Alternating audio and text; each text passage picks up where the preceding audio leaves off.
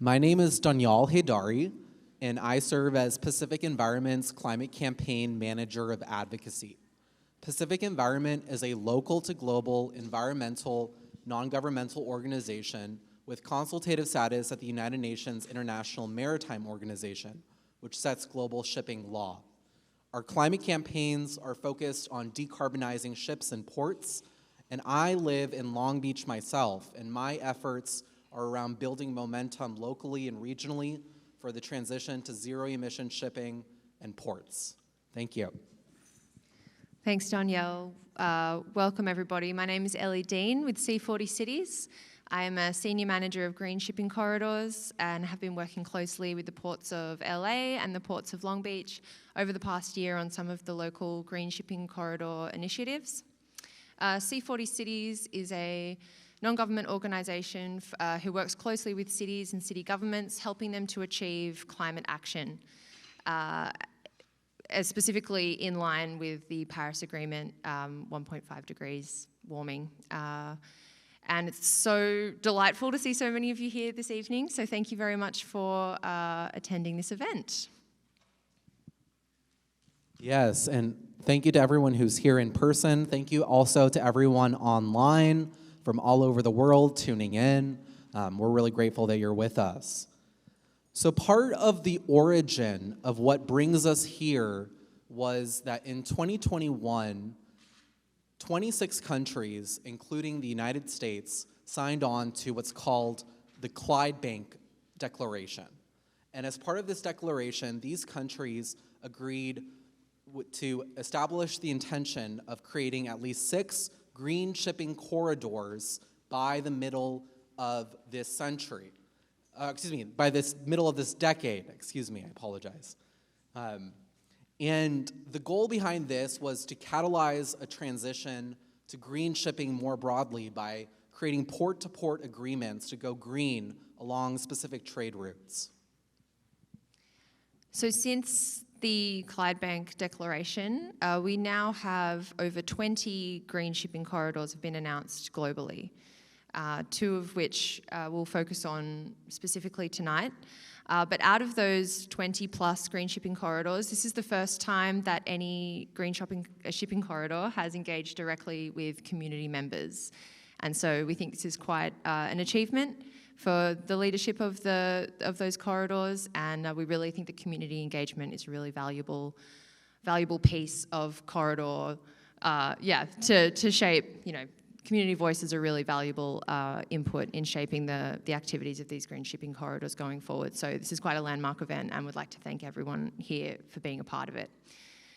So in January 2022, the ports of Los Angeles and Shanghai, with the support of C40, launched the LA to Shanghai Green Shipping Corridor, and this was the world's first international green shipping corridor that was announced.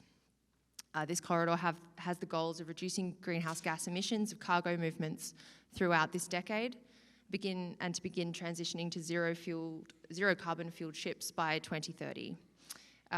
In the middle of 2022, the Port of Long Beach joined this corridor, and in September of this year, the corridor launched its implementation plan outline. In March of this year, the United Nations Intergovernmental Panel on Climate Change issued a final warning on what's needed to keep the Paris Agreement's goal of 1.5 degrees Celsius or 2.7 degrees Fahrenheit of global warming, which is necessary to avoid trespassing catastrophic tipping points. And in this warning, the UN outlined that global climate emissions must peak before 2025. That's a deadline of December 31st, 2024. And they also advised that global climate emissions must be cut in half from 2019 levels by 2030. So that was March this year. In April of this year, the ports of LA, Long Beach, and Singapore announced a green and digital shipping corridor. So a bit different to the other one with the digital aspect thrown in there as well. The aims of this corridor is to support the transition to low and zero emission fuels for ships calling at both ports, and to facilitate the supply and adoption of green fuels and explore the necessary infrastructure required for green fuel bunkering at the two ports. Then, in July of this year, the United Nations International Maritime Organization accelerated its greenhouse gas strategy. Now, the IMO, which again sets global shipping law, is aiming for net zero of the shipping sector by 2050, as well as 2030 and 2040 interim benchmarks. By 2030, the IMO aims to reduce 30% of global greenhouse gas emissions from shipping from a 2008 level, and by 2040, 80%. This gets us closer, though not quite exactly aligned with the Paris Agreement. And we've been talking a lot about how fossil fuel shipping heats our climate and causes global warming. But as the community members here know, fossil fuel shipping also has adverse public health consequences. And green shipping corridors are part of the solution to reduce the climate impact and reduce the public health impact. So now that we've provided a little bit of an introduction into what this event is all about and some of the history over the last few years that's been made, we're going to play a few videos by our two congressional representatives representing the San Pedro Bay ports, Congresswoman Nanette Barragán and Congressman Robert Garcia, about national efforts to decarbonize shipping.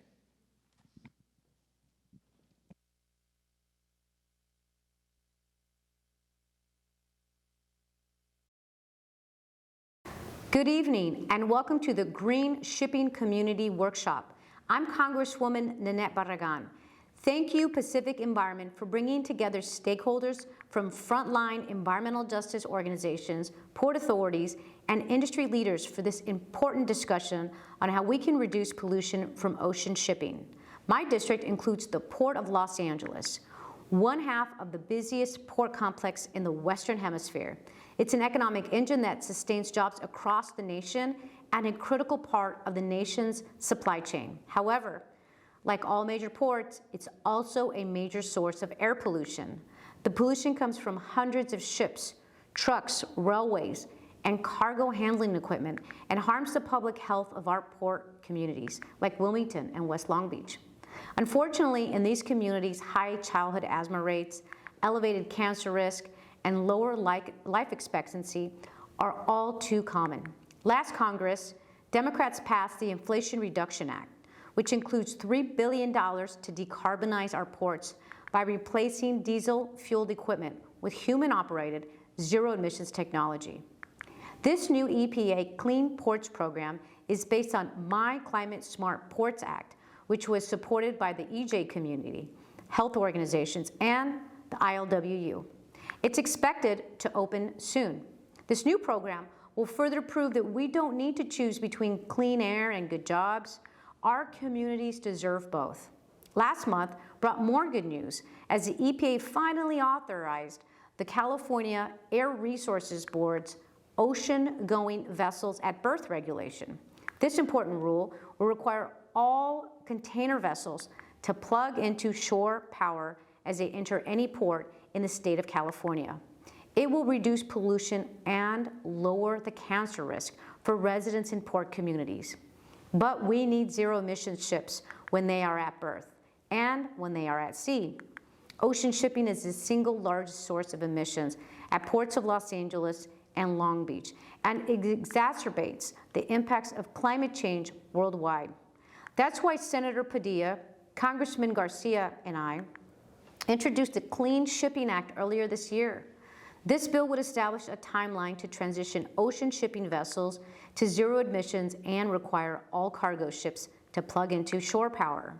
But we can't stop here. Zero emissions shipping technology still needs to be developed. I am working on legislation to create an innovation fund to support the research, design, development, and deployment of zero emissions vessels. I look forward to working with all of you on this bill. I'm grateful to each of you participating in this evening's Green Shipping Community Workshop. I look forward to working with you to improve the sustainability of ports, the shipping industry, and the quality of life in our frontline communities. Thank you and enjoy the workshop. Hey everyone, it's Congressman Robert Garcia, and I want to thank Pacific Environment and of course the C40 Cities for hosting this really great convening, and especially the ports of Long Beach and Los Angeles. Just a huge thank you. Focusing on these issues to ensure that we are focused on climate, on green ports, on green freight corridors is so important to the work we all have ahead of us. Now, we know there's a lot of economic benefits, of course, from having our ports and good jobs, but we also know that also means impacts. It means impacts to our air, to our water quality, certainly to the way that people live in and around industry and our ports. So it's really important that we focus on ensuring that our ports and their communities are as green as absolutely possible. Now, I'm really proud to have introduced this year the Clean Shipping Act with both Senator Alex Padilla and Congresswoman Nanette Barragan here in our sister Port of Los Angeles to ensure that we move towards zero emissions shipping. We know that shipping is an enormous cause of air pollution in the region, even more so than trucking is. And so ensuring that we take on shipping and cleaning our fuels is really a fight for us for the future. In addition to that, I'm really proud to be part of the Green New Deal network. We'll be introducing a new bill around infrastructure and good jobs within the Green New Deal set of bills, focused on rail, transit, moving people around, and ensuring that we continue to green all of our corridors across the country. I want to thank you again for all of your incredible work, especially those of you on the ground every single day organizing for a more green future. Thank you for supporting the Clean Shipping Act, and thank you for this incredible gathering of so many great leaders and organizers. Good to see you soon.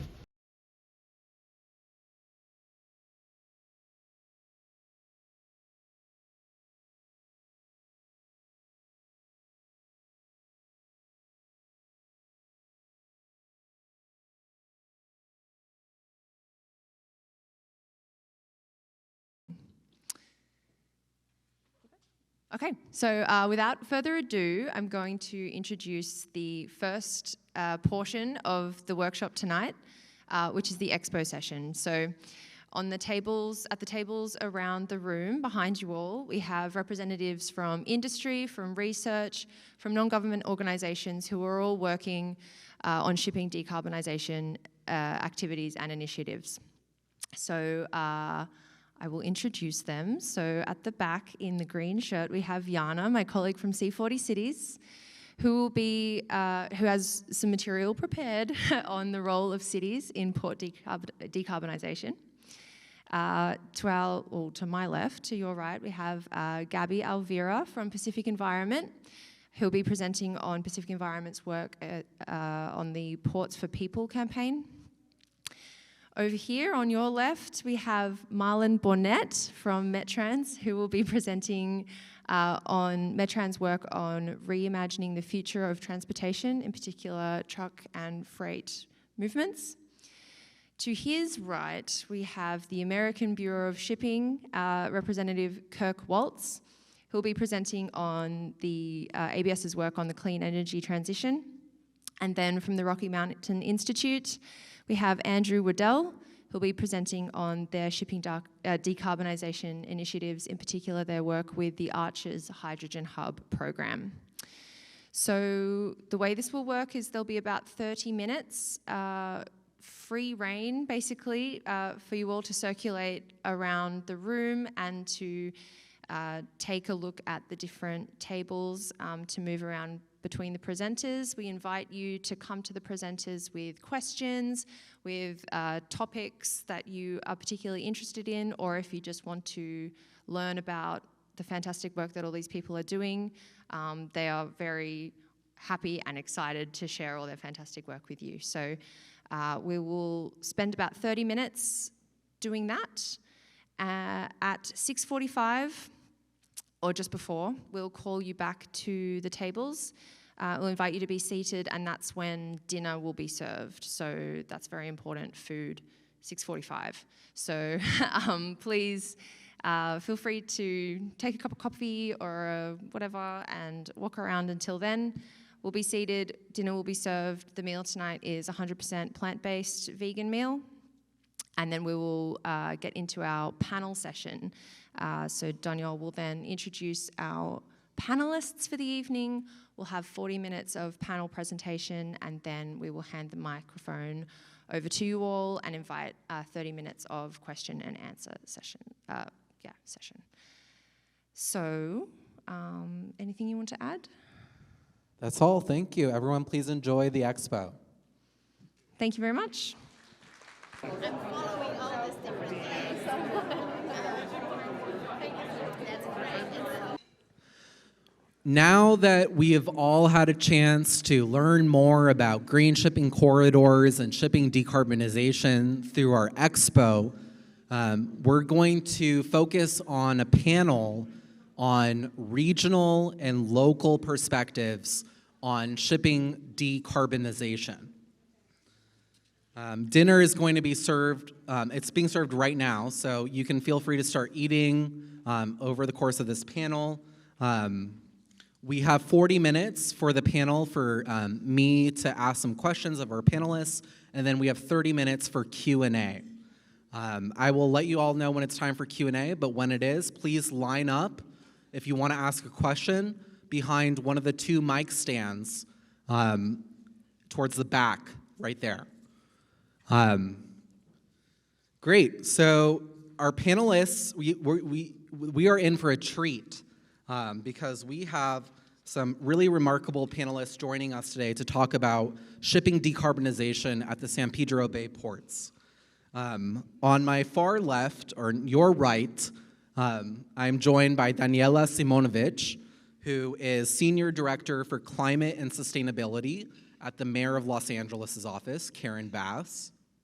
On my left, your right, is Lisa Wunder, Port of Los Angeles Acting Director of Environmental Management.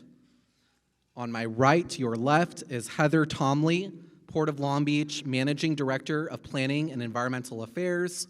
And finally, on my far right, your far left, is Sarah Reese, South Coast Air Quality Management District Deputy Executive Officer for Rural Development and Implementation. So before we get started with some of the questions I'm going to ask of our panelists, I'm going to ask each of our panelists to take a couple of minutes to please just introduce yourselves for the audience. Hello. Good evening, everybody. So I'm honored to be here representing Mayor Bass's office. Unfortunately, Deputy Mayor Nancy Sutley couldn't be here tonight. I just want to start by thanking everybody for hosting us. The last time I was in this room was about 18 years ago as an environmental justice advocate from the Central Valley. And Andrea Rico from USC had convened a gathering of environmental justice stakeholders, academics and scientists and regulators here to talk about goods movements. And she held up a Dora the Explorer doll and talked about the impacts of good movements of this doll that had started in China and made her way here. So it feels full circle to be here with you all tonight talking about such a positive aspect of this. I think it's important in the dark, challenging times to focus on good things that we're doing, and I think the green shipping corridors are really an exciting opportunity to bring us all together. I work for the mayor's office. I was most recently before that a senior advisor on environmental equity at the California Air Resources Board in the chair's office, and have the experience working at the state level and in the private sector, but always supporting policies to advance environmental justice. So thank you for having me here tonight.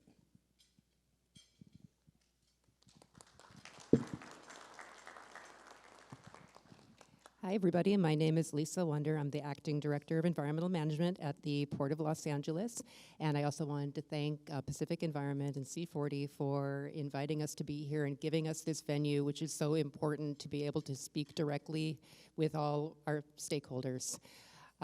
I've been at the Port of Los Angeles since 2007. I started as an environmental specialist in our air quality group, overseeing the air quality monitoring stations and greenhouse gas initiatives and the emissions inventory.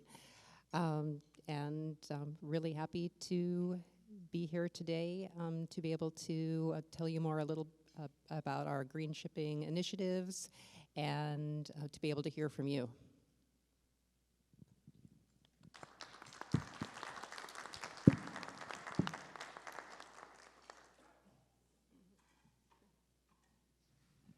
Good evening, everyone. My name is Heather, and I'm the Managing Director for Planning and Environmental Affairs at the Port of Long Beach.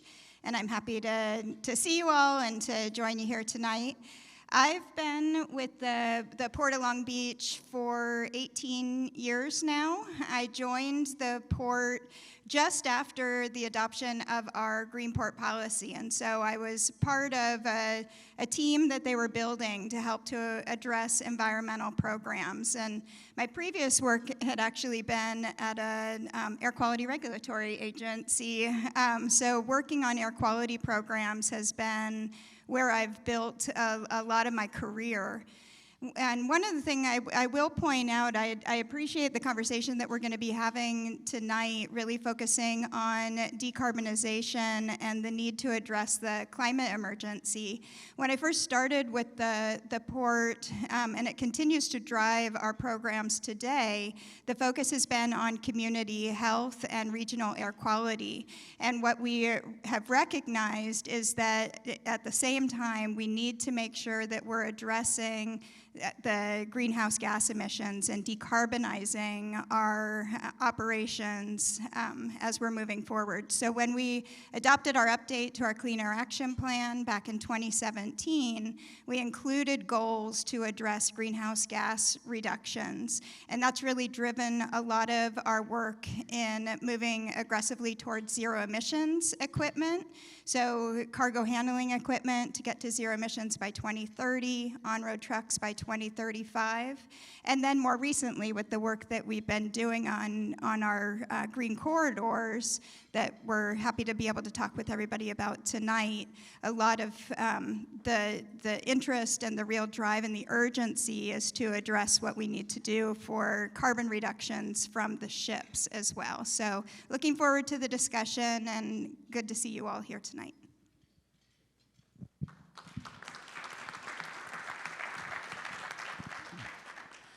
Good evening, everybody. Really happy to be here. So my name is Sarah. I'm from the South Coast Air Quality Management District. For those who aren't familiar with our agency, we're the local government agency responsible for air quality in the greater Los Angeles region.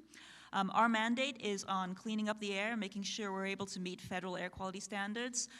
My title is way too bureaucratic, but effectively I'm the director in charge for planning and rulemaking activities at our agency.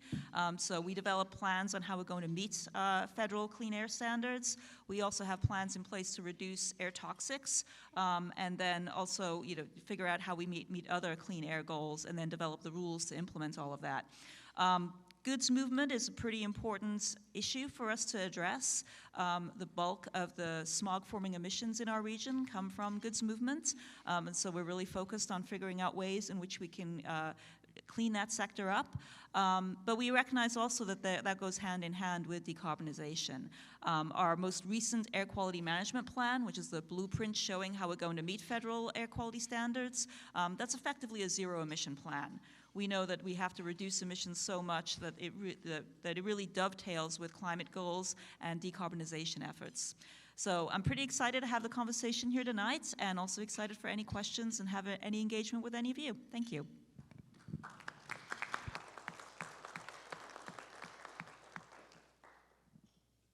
Thank you so much to our panelists for introducing yourselves. My first question is for Lisa and Heather. And I would like you to please ground us in a definition of what is a green shipping corridor. Sure, I'll go first. Okay, so in most basic, the green shipping corridor is a route between two ports. And for us, it's generally ports in Asia and the LA Long Beach ports, where there is a commitment made by a group of stakeholders working together to clean that entire route, starting at one port and making the overseas journey and going back to the other port, where the equipment will be zero emission, and there'll be advanced technologies, advanced fuels, and advanced energy sources between those two ports. And I'll let Heather elaborate. Sure, I'd be happy to. So I will say, and Danielle had mentioned this at the introductory, the green shipping corridors are a relatively new strategy, and it really emerged when the Clydebank Declaration was announced in 2021. At COP26. And so this has been an area of activity that's been getting a lot of attention and really is seen as a good opportunity to focus efforts, bring together like-minded partners, and really focus in on a particular route and a particular set of partners to look at ways that we can accelerate progress for decarbonizing shipping, looking at technologies, looking at clean fuels, looking at operational strategies, and really focusing on ways that we can accelerate decarbonization and doing it in a more focused way. And as we build out the best practices and the standards, and we identify and prove that the decarbonization, the move to zero carbon shipping can happen, that can then be a model and can scale up to the rest of the world. So the intent is to focus small, really do a good job on doing what you can to accelerate things as quickly as possible, and then let that be a model to take over and help to achieve the IMO goals on the global scale. Thank you both. Really appreciate that information and that context about green shipping corridors, what they are and their purpose. Could you two please tell us about green shipping corridors, that commitments that the ports have made to date, but especially how the ports intend to deliver on these commitments?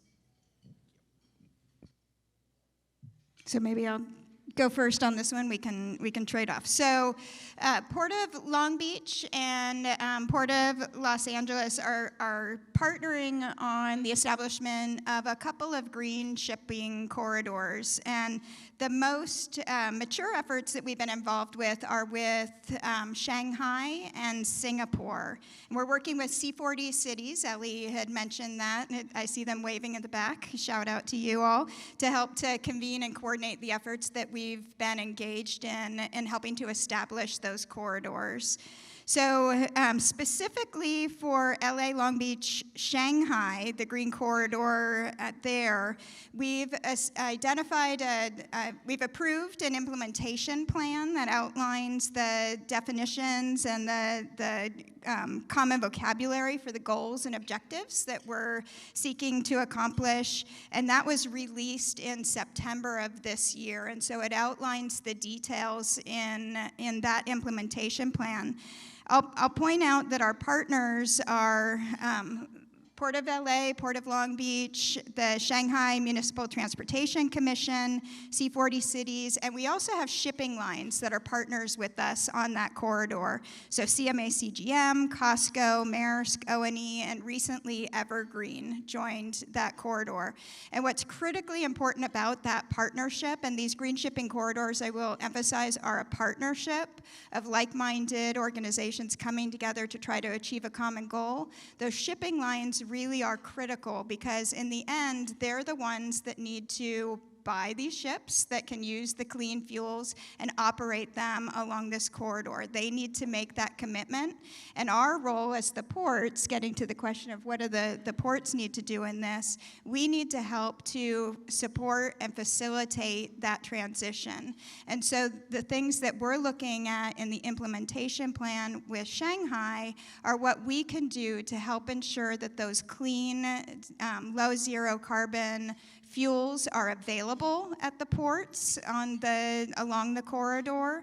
And one of the tactics that we're looking at to be able to encourage the use of those fuels is to incentivize. We currently have a green ship incentive program where we offer financial incentives to shipping lines that bring the cleanest ships to our port. We'd be looking to expand those programs to help really enhance the uptake and use of those cleanest fuels. And so that's really a large focus. I'll just mention really quickly, because I don't want to take up too much time, but the LA Long Beach Singapore corridor is focused on green and digital aspects. And the digital, we wanted to add to that corridor because we see the importance of data and digital systems as really being important to help support efficiencies in movement pre-planning, providing more information so that the routes can be really maximized. And those efficiency improvements are also critically important for reducing carbon emissions as well, reducing fuel use. So that's an additional aspect we'll be developing on the Singapore corridor. So I'll stop there. All right. So I'll just talk a little bit of the Port of LA and Long Beach. I think where we're at right now, I think the big challenge now is to move from plan to action. And we see the shipping lines, moving forward, and there is action taking place. I was on a panel with Maersk a few days ago, and they actually have 25 ships being constructed right now that are going to be able to run on alternate fuel. The first one is up and running, and the other ones will be delivered within 12 to 18 months. And additionally, I think the IMO has really sent a signal that showing that this is happening and moving forward. So there are over a dozen shipping lines that are all ordering these ships that can run on alternative fuels, and there's over 180 ships between all these shipping lines that are being constructed right now. The issue is that there isn't enough fuel being produced right now to even fuel those ships that are being constructed right now. So doing what we can do, forming those working groups to encourage the collaboration needed really on a worldwide level to get these alternative fuels, being able to be processed is what we really, one of the things that we need to focus on to really make this happen. Great, thank you both for your incisive answers there. So it sounds like a lot of work has been done in the planning of the green shipping corridors, and now we're in a moment for execution. Could you please elaborate? You mentioned, Heather, the Shanghai to Los Angeles Long Beach corridor and the implementation plan, which was just released in September. Could you please elaborate on the timeline for that implementation plan? Absolutely. And we are currently working, since the implementation plan was approved, we are continuing to have those discussions about now turning that into action, because that's really where it's, the critical value out of this partnership will come forward. So we have established goals in that implementation plan to begin deploying reduced or zero life cycle carbon emission capable ships in the corridor by 2025. That's just a couple of years away. And then by 2030, it's envisioned that the shipping lines will work together to demonstrate the feasibility of deploying the world's first zero life cycle carbon emission container ship. And again, we're looking to move forward on aggressive timelines because we recognize the urgency and the need to move forward quickly. And with working with these shipping lines, and Lisa mentioned a lot of the ships that are on order today, we're working with motivated partners to try to make sure that we can meet these timelines and we can meet, more importantly, the overall greenhouse gas reduction timelines that we need to be able to achieve. And so a factor that's going to be important to meet these timelines is ensuring that that fuel, the low and zero carbon fuel, is available in the ports so that those ships can start deploying on this corridor and achieve those timelines. Thank you. That's very exciting that the corridor is going to be implemented as soon as 2025. We know that the UN advises very fast action on climate mitigation, so that's promising. Could you two, Lisa and Heather, please share about what the green corridors mean for improving air quality locally and reducing climate impact from shipping? I'll start on this one. So the best thing really about a lot of these zero emission technologies is that they have co-benefits. They reduce greenhouse gases and they also reduce pollution to our local communities. I believe the latest statistic is that shipping contributes about 3% to the overall greenhouse gas emissions worldwide. Zero emission corridors, that's a huge reduction that would contribute meaningfully to greenhouse gas reductions. Really, one of the most important challenges facing our planet right now, and these green shipping corridors and the pilots that we and other ports are doing right now will make a meaningful impact as they're adopted.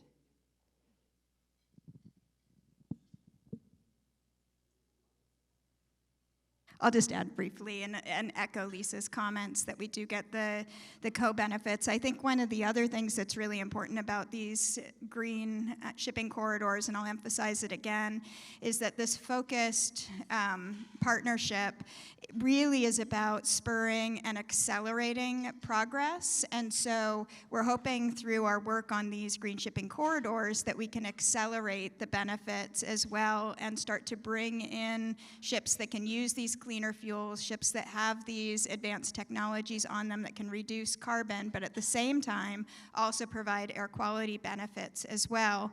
And like I also mentioned, the idea behind these green shipping corridors is really to set the standards and the best practices that can be scaled up globally. So we're not just focused on the individual corridors and the individual partners, but it's really about setting the best practices to change global shipping ultimately. Thank you. Yeah, definitely shipping decarbonization. I love what you said about co-benefits. It's simultaneously transitioning away from fossil fuels and shipping, simultaneously good for our climate and good for our health. My next question is for Daniela, Lisa, and Heather. And that question is, what are the ports? We discussed a little bit earlier today about the United Nations Intergovernmental Panel on Climate Change final warning. We also discussed the United Nations International Maritime Organization, its revised greenhouse gas strategy. What are the ports doing to ensure alignment with this movement at the international level?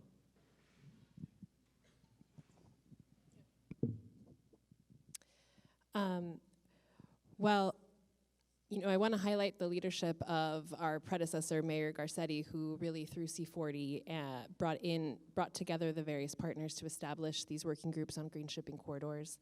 And I think that we are at a point in the crisis, the climate crisis, where we need all hands on deck and all solutions and everybody working together. And so I think that is one of Mayor Bass's key priorities, working with community, working with all key stakeholders from the labor and all levels of government really to be engaged. And when we're talking about global goods movement, that it's a global issue. It's not just local government, state government, it's local government in China. At the end of this month, people are be gathering in Dubai to gather for the COP28 summit to talk about where we are. This is going to be the COP where everybody is taking stock of the progress we've made on our commitments. The port directors will be there talking about the progress that they're making. I think that there's a lot of polarizing issues that we can focus on, but green shipping corridors is, I think, one of the key lights in this dialogue, bringing together, the partners in China and Shanghai. Tomorrow President Biden will be meeting with President Xi. I think, to see the cooperation at the local level is really important. Having the shipping industry engaged in these dialogues and, seeing what they can put forward in terms of the technology is going to be really critical. And I think, most importantly, it was great to have the Congress members speaking at the top of the event, because it's going to be expensive to get what we need to do, and we're going to need investment. And, we are at a point right now where we have this historic opportunity with the IRA funds that are coming down. The opportunity with the Clean Ports funding program that's going to come down is huge.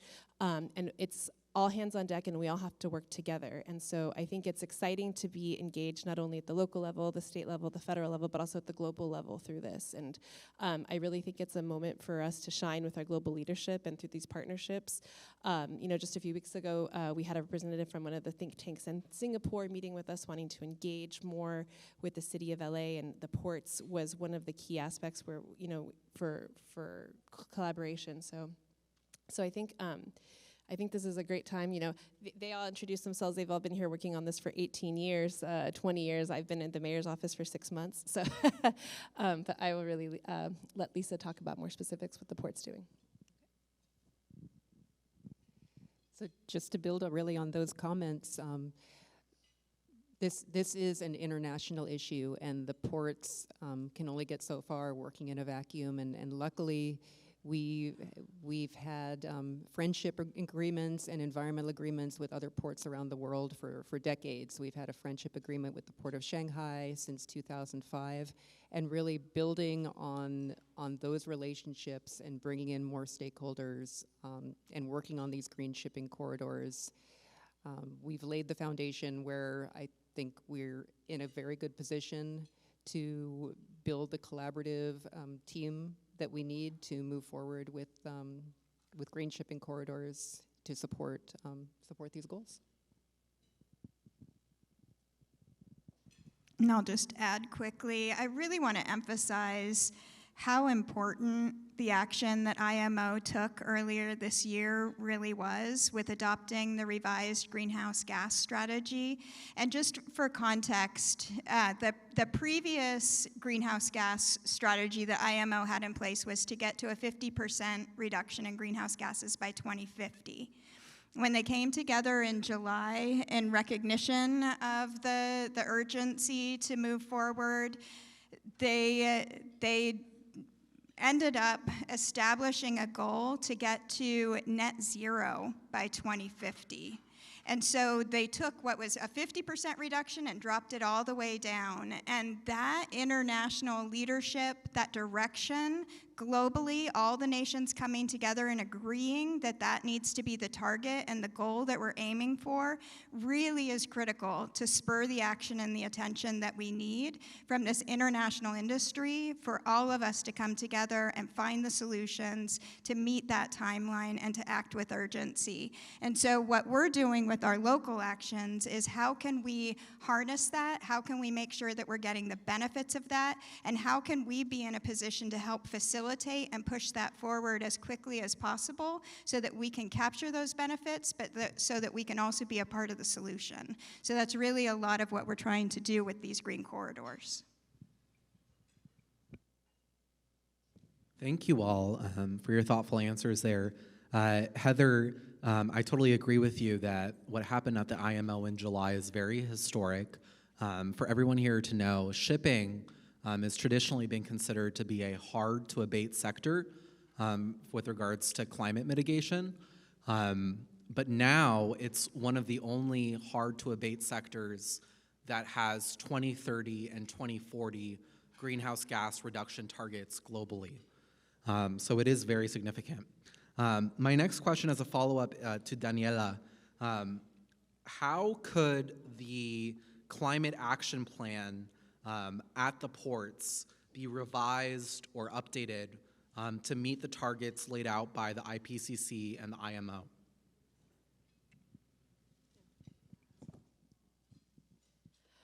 Well, I think the 2017 Clean Air Action Plan set very ambitious targets. The goal to have zero emission cargo handling equipment by 2030, and many other important, ambitious targets. And I think our responsibility now is to make sure that we're implementing that, like Lisa mentioned. I mean, this is not the time for targets anymore. It's the time for implementation and action. I think it's been 5 years since that plan, and I think a lot has changed. And so I think that, there's always the the importance of looking to make sure, are we on track to meet our targets? Are our targets still ambitious enough? Are they, so much has happened in those last 5 years. I mean, I think coming from working at the California Air Resources Board when we passed the Advanced Clean Fleet Rule and so many ambitious regulations, I mean, the landscape has really shifted. And so I think it's important to make sure that we're looking at our goals, that we're still on track to meet them, and where there are areas where we can be strengthened, doing that. But doing that together, working in community with all of the stakeholders is, I think, critical to that.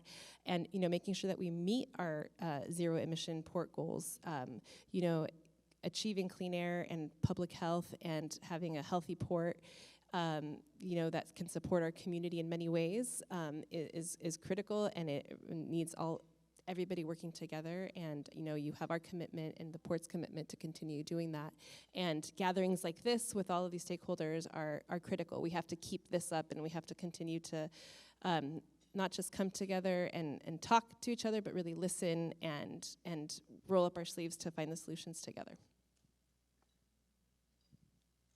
Great. Thank you so much, Daniela. Definitely agree that we need to learn from each other, listen to each other, and work together. My next question is for Sarah. How is the South Coast Air Quality Management District involved in supporting green shipping corridors? Thanks, that's a great question. So as I mentioned before, our agency is focused on reducing criteria air pollutants, so those that are subject to federal regulation, as well as toxic pollutants. But shipping is a really important sector for us because soon ships will be the top source of smog-forming emissions in our region.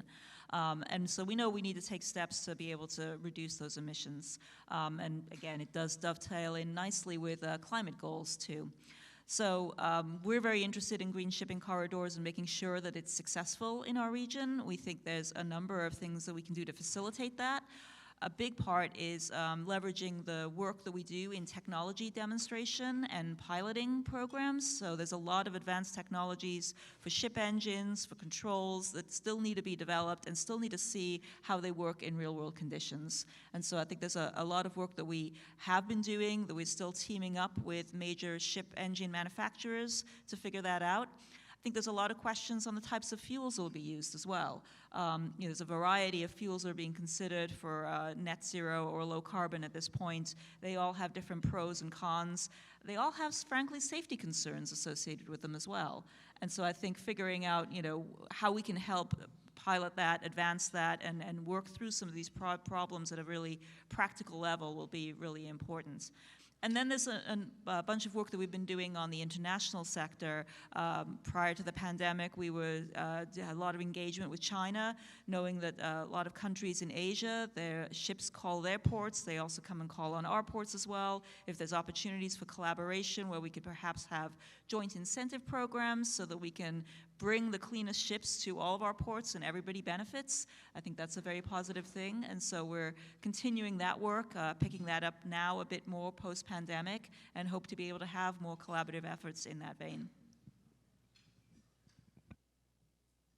Thank you, Sarah. Really appreciate your answer there. Sounds like the SCAQMD has an important role to play in cleaning up ships and ports. Could you please share with me a little bit more about the timeline for the South Coast Air Quality Management District Ports Indirect Source Rule? Sure, so we are working on a regulation right now. An indirect source is a type of source that doesn't really emit much itself, but it attracts a lot of mobile sources. So when you think of a warehouse, for example, not much emissions coming from a warehouse, but there's a ton of trucks that are visiting that warehouse, and those trucks have a lot of emissions. So we're looking at a rule like that right now on our ports. We did have some rule concepts out earlier this year, and are right now looking towards finalizing something in the second quarter of 2024. But we need to continue that dialogue. I think we want to be more focused on the substance of what that looks like, what is feasible, what's tangible, what we can actually achieve in the region. I think we have a really strong track record of having strong regulations in place, but also growing the economy at the same time. And that's really important that we're able to continue to do that. And I point to the indirect source rule we did on warehouses as a great example of that, where that rule is being implemented now. The warehousing industry in our region has never been stronger. And I think that's largely because we spent a lot of time figuring out the business models, working with industry, figuring out a number of options so they could comply in a very feasible way and still be able to do business. Thank you, Sarah. We look forward to learning more about the ISR in the coming months. My next question is for all of our panelists. Whoever wants to answer this, feel free to jump in.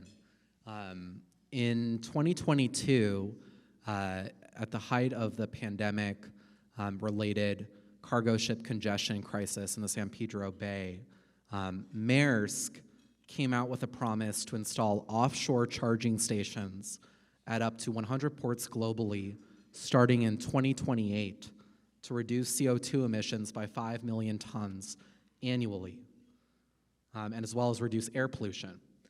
How can ports, regulators, and cities help to bring offshore charging to the San Pedro Bay?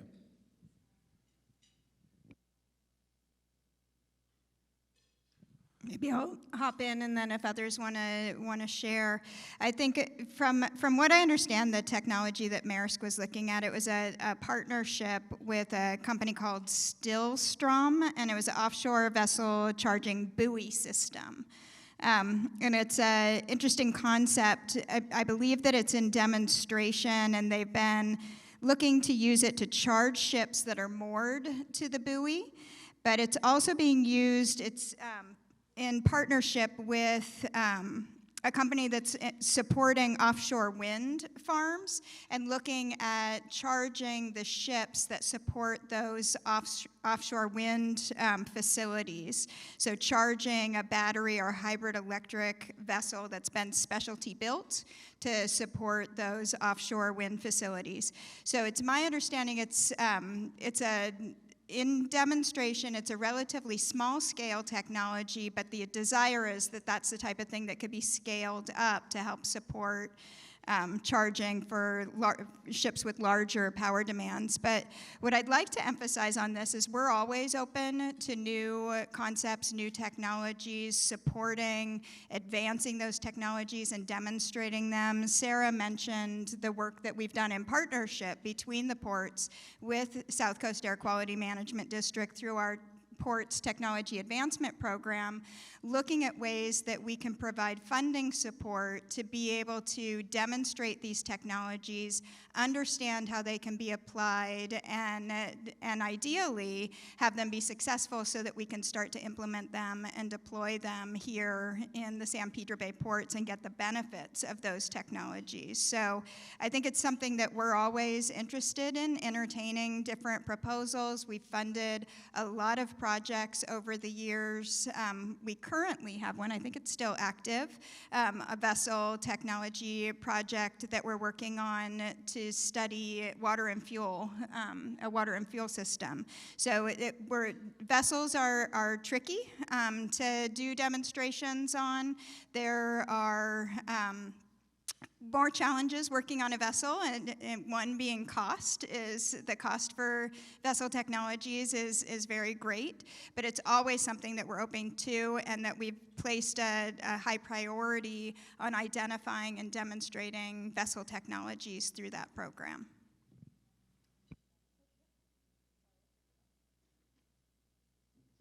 I just wanted to add on to that. I agree with everything Heather said, but just wanted to note that we're at a pretty historic moment right now in terms of funding opportunities, and so I think that's one thing that we're very interested in from our agency is identifying more of those opportunities, looking for projects, and really taking advantage of all of that so that we can get those technologies proven out, and so making sure that we can get them implemented and actually get the reductions they promise.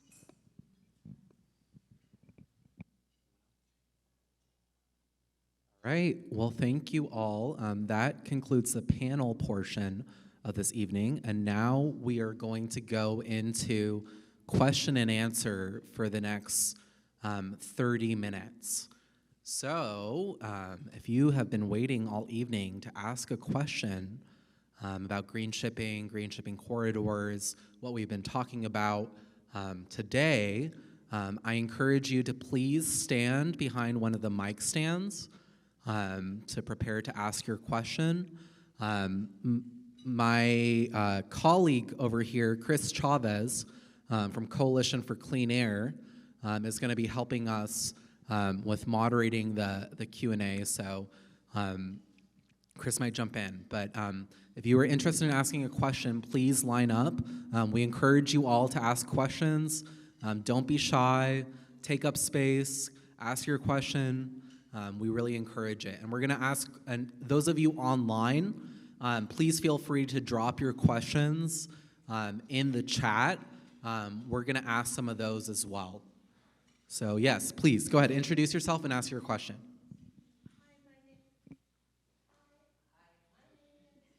Turn it on the mic. Sorry, we forgot to turn those on. If you can turn on the mic by pressing the button.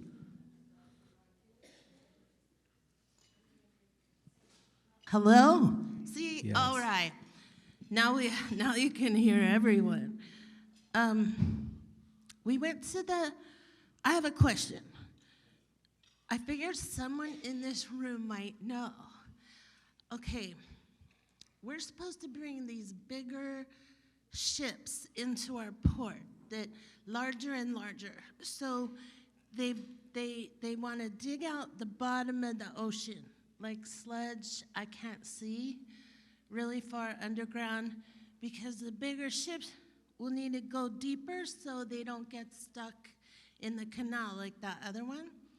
My question that really kind of, when I wake up in the night, I shit you not, I wake up and think about some kind of dark place underwater where they must live, and what is the place, and what are the animals, or is there a specific type of worm or fish that has a habitat under in our port of Long Beach? I'm from West Side. So when we dig, I guess I can't say who, we consider animals a what. So what animals are under there in my local port in the water that I can't see that are damaged by us dredging the bottom of the ocean floor for larger shipping vessels? So maybe for some extra context, in order to get the larger ships in, they go through this process called dredging, in which that they remove sediment that has built up on the floor of the ocean. But there are environmental impacts associated with that, both on animal life, other impacts from stuff that might be in the dirt itself that's being dredged. So I think maybe if either the ports, you might have the most amount of expertise and ability to talk about dredging issues. Hello. So at the ports of Los Angeles and Long Beach, we're actually very lucky compared to other ports because we have a naturally deep ocean, the Pacific Ocean, next to us. So even with the larger ships coming in, to my knowledge, we're already down 53 feet, and I think even to accommodate the larger ships, that it is pretty much deep enough, so there isn't going to be major dredging that I know of that's going to be associated with larger ships coming in. We do, I'm not the biological expert, but we do biological surveys every 5 years. The ports of LA and Long Beach actually work together on that, because even though we're business competitors, we work together on programs to help the air and help the water. And every year, every 5 years, we actually see more and more plants and animals thriving under the water because 30, 40 years ago, it was very dirty in the water in the ports of LA and Long Beach. People used to say if they had a boat that had little animals attached to it, they would bring it into the ports because the ports was so polluted, the animals wouldn't survive on the boats. But we've gone from that, we've gone from nothing being able, to live in the waters next to the port of LA and Long Beach to really a thriving biological habitat. So I don't know if there's anything you want to add or. Thank you. Thank you. Thank you. Good evening, Richard Habenik. To Miss Lisa Wonder, our environmental director, Port of Los Angeles, as you gratefully announced, I don't know how, was it 180 ships in construction? Maersk soon to take delivery of how many? Sorry? Was it 10 or something? It was 25 under construction and one that's been deployed. Thanks. And so to get to the question, thank you very much and thank you all.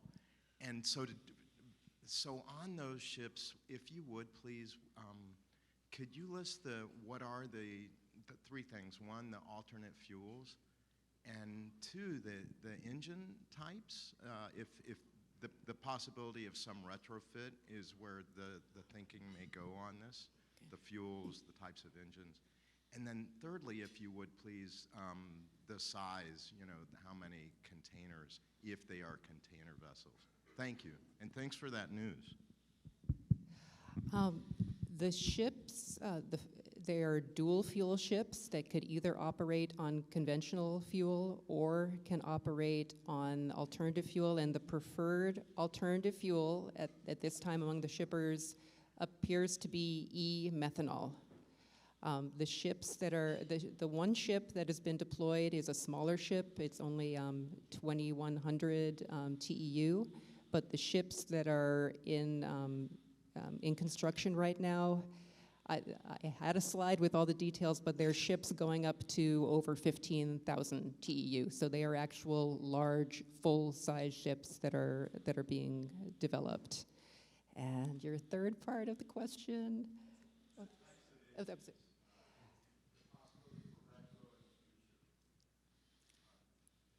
The question is, can they replaceable with the current engine with the new one? Right.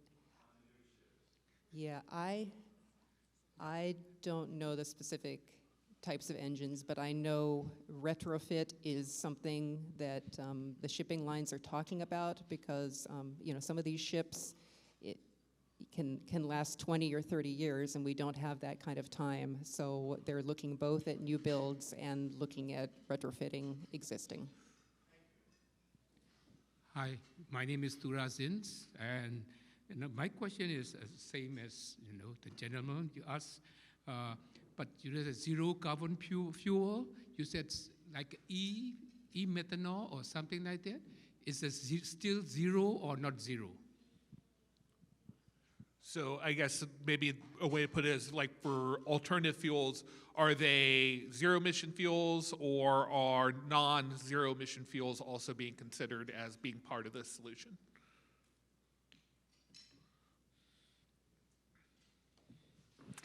So I'm going to flag RMI in the back because I think this is part of what they wanted to talk about as well. So I think that he could probably get into a lot more of the technical issues than I could. But I will mention that the leading fuels, and ABS, I apologize, shout out to ABS as well.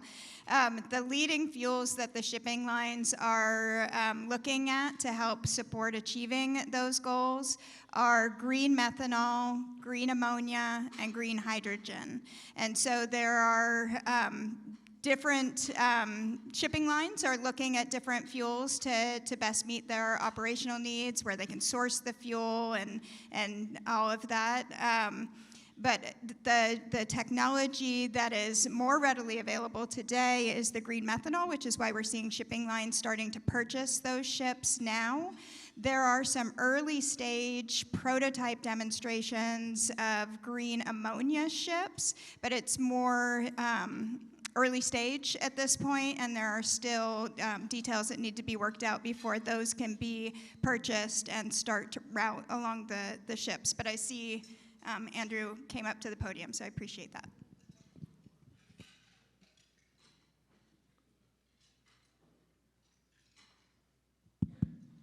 Hello. Hello. I don't have too much to add. That was a fairly comprehensive answer. Thanks for that. But it's a good question. Are they truly zero-emission fuels, or are they, just reductions in some cases? And the answer is really it depends. There are many fuel production pathways under consideration and some competing zero-emission fuels. In the case of methanol, there are pathways to produce it from electrolytic hydrogen, which if you do the electrolysis process with zero carbon electricity, that's zero emission. And you combine it with a source of carbon, biogenic carbon. And there are many studies out there analyzing all the various different, complete life cycle emissions of these fuels. And, one of the reasons why methanol is being considered is, there are many different ways to make it, and there's the expectation that you can have a true zero-emission pathway to have a truly zero-emission fuel. Someone brought up earlier on the panel, apologies, I don't remember who, that sourcing the fuel for the vessels is currently an issue, and there's not enough methanol currently into production. That is my next question. Are you ready at the 2050, all the fuel, zero fuel, I'm talking about the Port of LA and Port of Long Beach. Are we ready to, give it then all the fuel for the new vessel? I think not today is the answer to your question, but I think that's also why we're all here, is to chart a path to getting there. And actually on that point, I think it might be helpful, as this came up as far as like green fuels, things like that, maybe if we could talk just a little bit about the origin and the sources of different types of fuels and why that is as important of a conversation as having a clean fuel at the end use. So I will mention that the IMO greenhouse gas strategy was setting emission reductions for well to wake. And so it's really looking at the sourcing of the fuel all the way to the utilization of the fuel, and looking at that entire value chain and the emissions throughout that entire chain. And so when you're looking at the different types of fuels, it's looking at where did that fuel come from, and then how is it being used, and how does that relate to everything else in the operation. And so it's trying to take that broader global view and really look at how are we having an effect overall from where we're getting the fuel and how we're using the fuel. So that's all being taken into consideration. When you're talking about are we ready, do we have the fuels, the answer is we don't have any of these fuels here available for bunkering today. But that's why we're here, and why we're partnering in these green shipping corridors and having these discussions with the shipping lines and with others in the industry, is to make sure that we can be ready and that we're bringing in the right fuels to help support that operation to achieve those goals. So we at the Port of Long Beach right now are working on a clean marine fuel white paper to give us a better understanding about what are the emerging trends, what are the fuels, what are the considerations that we need to know from it. I think safety was raised as well, from the standards of what it takes to build the infrastructure. Where do you get the fuel supplies? There's a lot of information that needs to be understood, but we're at a place that we need to start making these decisions and start moving forward so that these fuels can be available. And so that's an active area of work that we're engaged in right now. Yeah, thank you. And my next question is, I heard about the wind farm. So are we really start building and then wind farm near the port, inside the oceans, or? Thank you, sir. And I also just want to point out there's someone behind you who's waiting to ask another question. So this will be your final question before we move on to the next question. Does that sound good? So I apologize. Could you repeat that? Because I'm not sure I I quite got think it. the question was whether or not the plans to construct a wind farms is part of the overall strategy, part of the plan to actually, is that going to come to fruition? Okay, so I'll answer that briefly. So off of the central and northern California, so off of Morro Bay and off of Humboldt, there have been lease areas that have been opened up for the development of offshore wind. Port of Long Beach has been proposing to be able to support those offshore wind development at the scale that's being discussed to meet the most ambitious renewable energy offshore wind production goals. We're going to need landside port facilities to do the staging and integration of those turbines. And so Port of Long Beach has been developing a concept for a proposal called Pier Wind that would be a large facility in the outer part of Port of Long Beach where we could build and develop and then deploy those turbines to be installed off the coast in northern and central California. So to clarify, it's not wind farms in the Port of Long Beach, but the Port of Long Beach is looking to help be a part of the solution to help allow those offshore wind developments to come to reality, because we're going to need renewable energy to be able to meet our zero emission goals, not just at the port, but statewide and nationwide. Thank you. Thank you. Good evening. Sorry. Good evening. My name is David Ross Jr. My question is directed towards the ISR. Have there been studies created regarding environmental and economic damages that potentially could happen? Because as market share gets diverted to the East Coast, because a lot of terminal operators won't have the incentive through stricter regulations in LA and Long Beach, which by far is the cleanest port in the entire country, if not the world.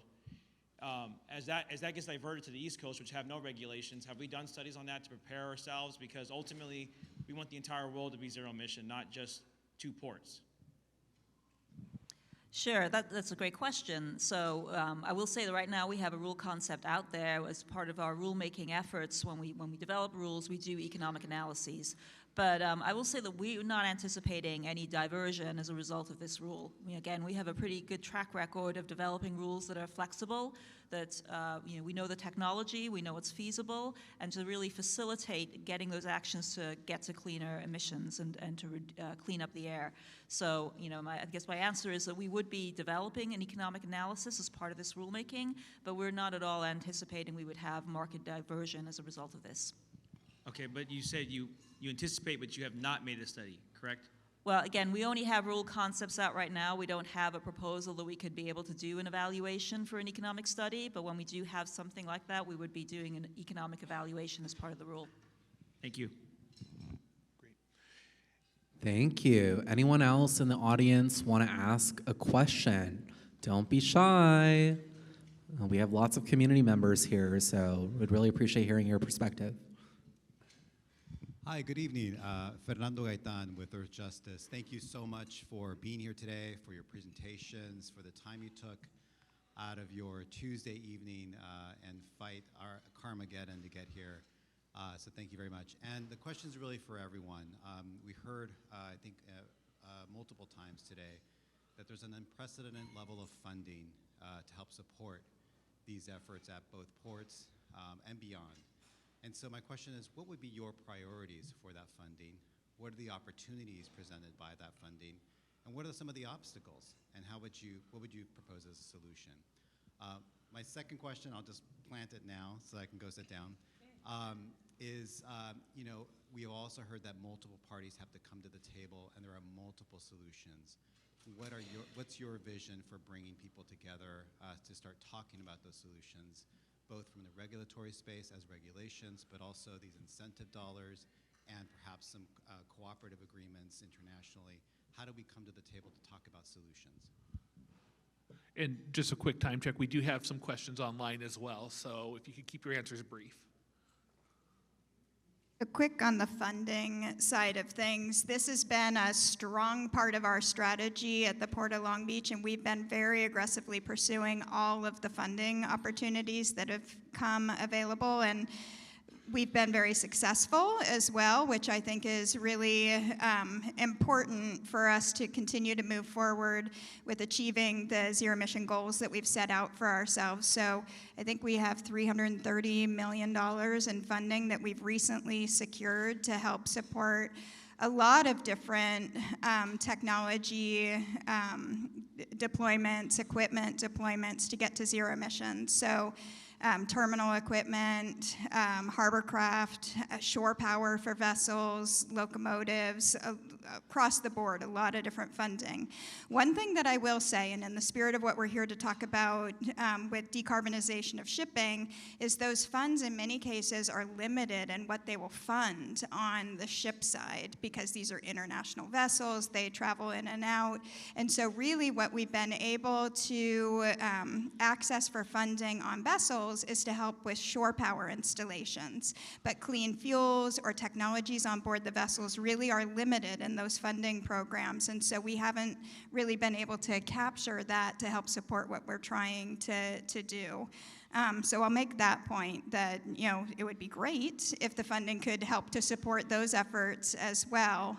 But in the meantime, we're trying to access all the funding for all of the different sources and get as much as we can to get these conversions in place. So maybe I'll stop there and I'll leave it for somebody else on the other. Well, one idea I think would be really cool if we had, the funding for it would be a type of green ship incentive program that would provide financial incentives for ships that are zero emission or near zero emission to come into the ports of LA and Long Beach. Unlike some of our other incentive programs that we have for ships slowing down and things like that, really to get a ship to change its route and make a difference, it would have to be a pretty large incentive to do that. So that's the kind of thing that grant funding could assist us with. So one opportunity, I think, in terms of specific technology funding, I think retrofits, figuring out how to retrofit ships and figuring out how to clean those existing ships that are going to be out there, and they're going to be out there for decades. It's very, very difficult to do. Heather raises a really good point about the availability of federal funding for that. It's pretty limited, but it is a space that we're very interested as an agency in figuring out what we can do, because we've just got to figure out a way to get at those existing vessels. And to your second question, Fernando, I mean, I think that, the leadership from the Congress folks who spoke at the beginning, I think they have a key role to play. I think the federal government here is a key piece of the solution on the shipping side and also on the funding side. And so, it would be great to see, Congresswoman Barragan convene a meeting of stakeholders, of the key folks, together in a dialogue of how we work together to identify key solutions that are priorities for us all and that move us forward towards our clean air and our climate goals. When I was at the state of California, I led the Transformative Climate Communities program, and the city of Ontario was actively going for a grant for the third slot for a $35 million grant. And it was really through the leadership of then Senator Connie Leyva bringing together the key stakeholders in the Inland Empire to the table to say, we're going to support this. And you may say, why is she talking about this? But I just want to reiterate that the power of our leaders bringing people together in dialogue and communicating. I think in dialogue, we can get farther together than we can if we're at odds. And so I think that's something important. Also, I think I would be remiss if I didn't also add that, for many of the zero emission goals, we need to have the infrastructure, the grid infrastructure, and the electrical infrastructure ready. And so I did want to point out that the Port of LA is working with DWP to make sure that, at least on Port of LA side, that we have the charging infrastructure in place to facilitate the transition to zero emissions. And I think that's another key priority for funding as we're looking, to have the whole picture, the holistic approach to this. We need to make sure that we have the infrastructure in place for the various types of technology that we're going to need. Thank you all. Really appreciate your thoughts on how funding could be applied to accelerate the transition to zero emissions in the shipping sector. We are running out of time, so I'm going to transition to online questions. I'm sorry, Sal, we only have 5 more minutes of this section. Okay, let's take the one. You sure? Go ahead. Okay. Actually, I was going to say something nice, Danielle. I wanted to say thank you to Pacific Environment and to C40 for hosting this event. It's great to have the dialogue. I want to thank the ports for coming and for all the folks who took time out of their weeknight to come here and talk about this. These are obviously very important issues. We're excited to participate in the green shipping dialogue. We just had a symposium at the Port of LA recently with all of our partners from Japan. And I did want to stress an interesting fact. The ports of LA and Long Beach actually move more cargo than all the ports of Japan combined, even though Japan is the 3rd largest economy in the world. And we create less emissions than all of the ports of Japan combined. So, the ports should pat yourselves on the back a little bit. Oftentimes it feel like you're vilified, unnecessarily so. Despite the hard work that you guys put in, it seems like it's never enough. From where we came from when I was a little boy, to all the gray hair that I have now, things have improved quite a bit. Now, do we have work to go? We have a lot of work to do, right? We're going to get there. But we have to be able to collaborate. Now, I thought tonight was going to be about the green shipping community. We veered into the ISR somehow, but we did hear from Daniela that there are lots of polarizing initiatives in this space. Green shipping is not one of them, right? ISR is one, and also the Harborcraft rule from CARB. The reason that I'm bringing that one up in particular is because me and my members are on the front lines of all of this work that we're talking about here. The size of the vessel is by far the largest change since I started many years ago.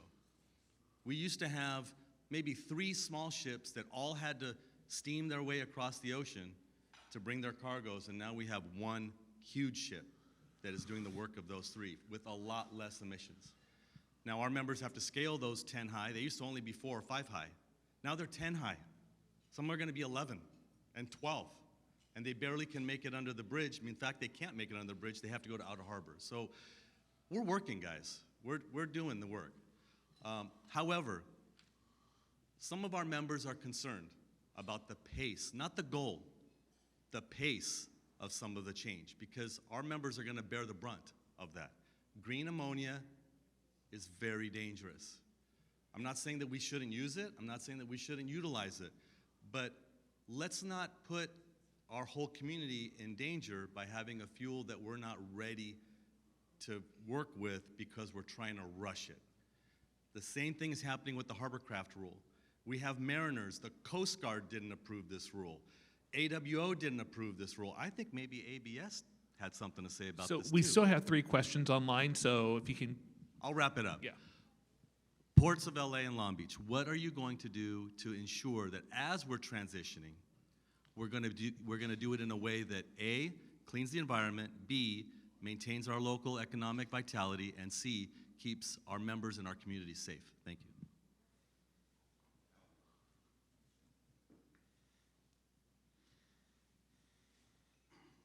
So I think you raise a really important caution and something that we absolutely have to keep in mind as we're making this transition, because the last thing that we want to do is head ourselves down a path where we end up creating some new problem and potentially a more damaging problem. And so that's part of the reason why we are moving forward with the process of informing ourselves and educating ourselves and having the discussions. We're working through the development of our white paper right now so that we can gain a better understanding of this. These are new fuels, new technologies, new options for us as well, and we need to make sure that we're well informed and that we're making informed decisions as we're going forward, and that we're keeping safety and the frontline workers at top of mind as we're making those choices. And I'll just add, we want to have you at the table. Thank you, Sal. We definitely appreciate the perspective of our ILWU community. So thank you for voicing that. Now I just want to transition to a couple online questions. Yep, we'll make these very quick, and I think just really quickly to the point about how there has been a lot of progress made. Certainly, a lot of progress needs to be continue being made. This is the smoggiest air basin in the country. We do not meet federal or state air quality standards, so certainly a lot more work has to go. And most of those impacts are felt in communities like Wilmington, West Long Beach, where I live, Carson, and so on. So the first question, we'll modify it a little bit.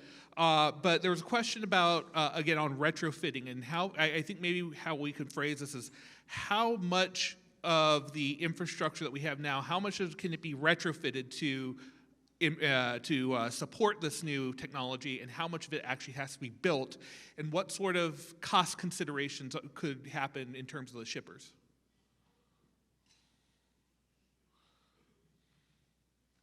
Well, from the standpoint of the fueling systems that would have to be developed, the existing tank systems that are used to support fuel supply and bunkering are not the types of fuel systems that would be necessary to support this. We're talking about needing to have high pressure, cold storage. These are really purpose-built facilities that would need to be developed, and I believe the same is true on the ship side as well. So we're looking, this is transformation. This is new technologies that will need to be developed and deployed using technologies that are suited to the purpose. Given the time limit, maybe we could move on to the next question after Sure. that. So we also got another question, and maybe again the ports might be a good, good opportunity to talk about.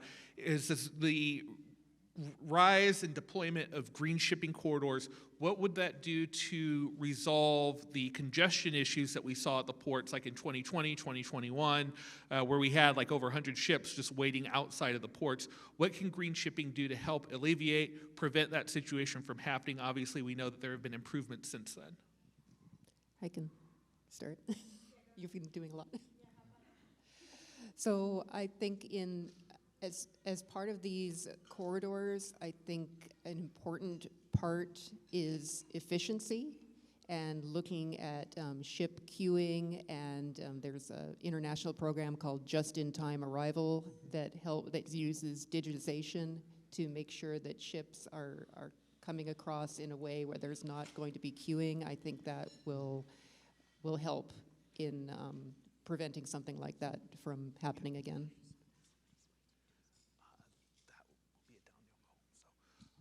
Great, and I know, I'll actually, for the last question, I know we have another person that popped up as well, so I'll leave it to you to entertain that one or not. Yeah. But the last question that we got is, what can people do to help support this sort of change, the technologies, the investments that are needed? So maybe if you want to incorporate that in your closing.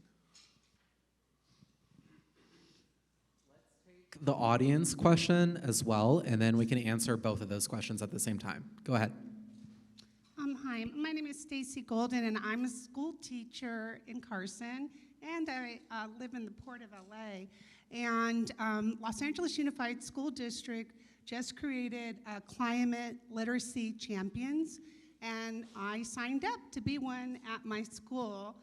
And I just want to ask, our role is to support climate literacy integration in all academic areas, and English, language arts, math, science, history, social studies, health, arts, and physical education. And I just want to know what plans you have to bring in the youth into this topic. In particular, we have some wonderful STEM magnet schools, and we're looking forward to understanding better what your mission is and how best we can be proactive. So just wanted to ask that question.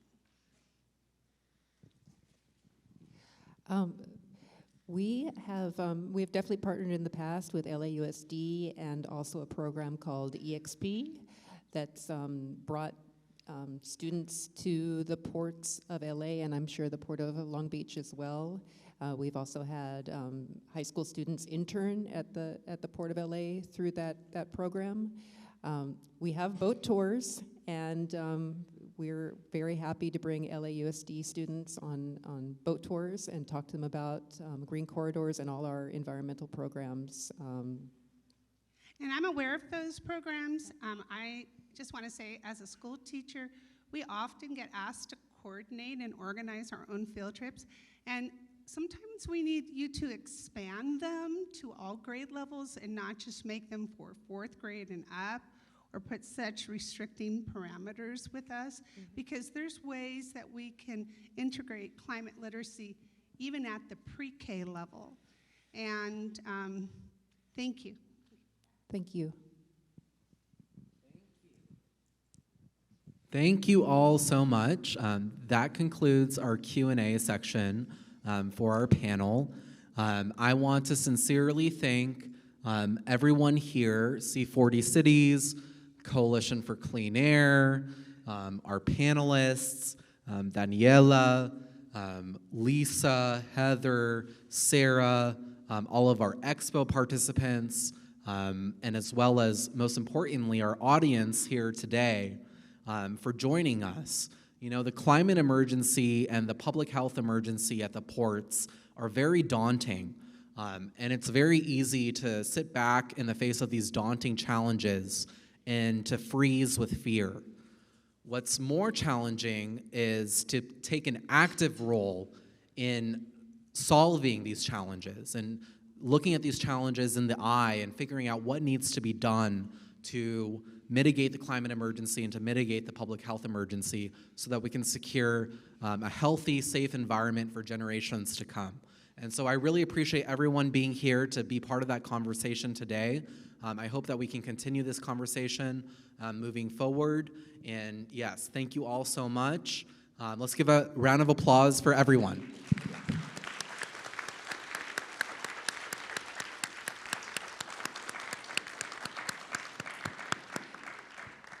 Thank you. Thank you all. That concludes our event.